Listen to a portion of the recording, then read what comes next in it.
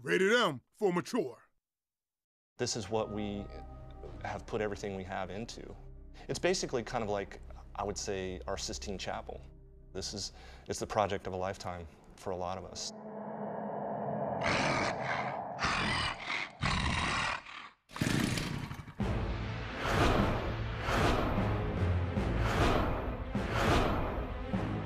Video games are absolutely art. It's the new expression, I think, of our times, where it combines music, cinematography, 3D art, everything together into one piece. I think video games are absolutely art, and I think if a person were to say they're not, it would be an insult to every single hardworking person on this team who's bled their soul into the product.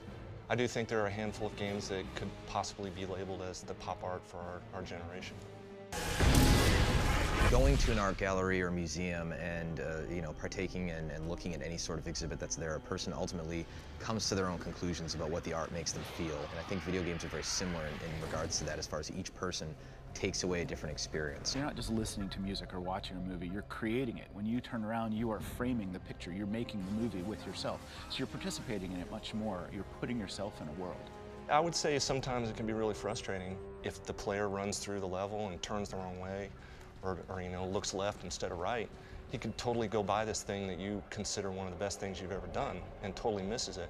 But in the end, if the player wants to stare straight at the ground, they can, and that's what makes it art for them, that they get to participate. You know, when people talk about great games, graphics comes up all the time, right? That's the first thing you see. So you look at a world and it's partially technical. It's partially, how did they do all that? Such a complex world that looks so realistic. But it's partially art as well.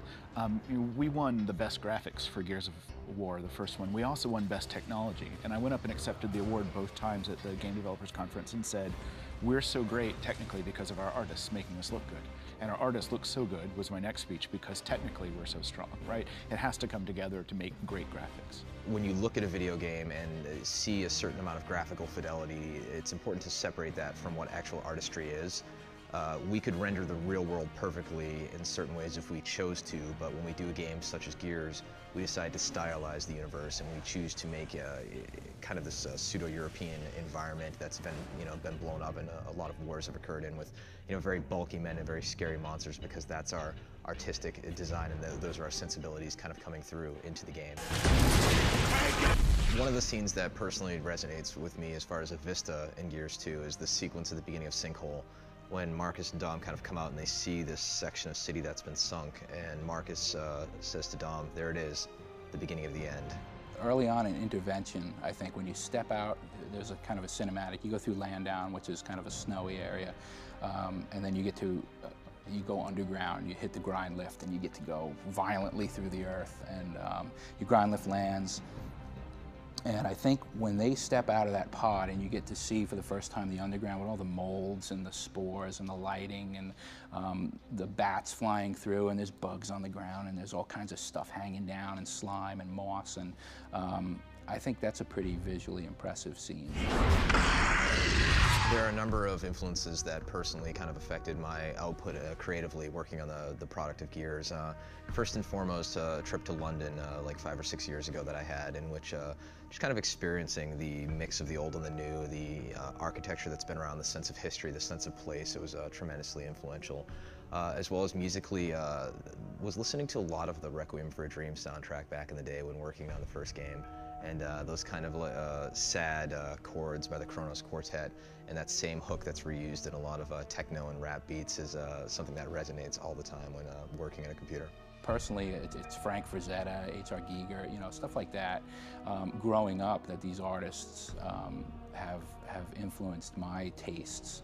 I'm particularly like kind of the World War I and World War II German military tech. There's something about the German military stuff. It's purpose-built and it's over-constructed, and when you look at it, you know it's meant to blow stuff up.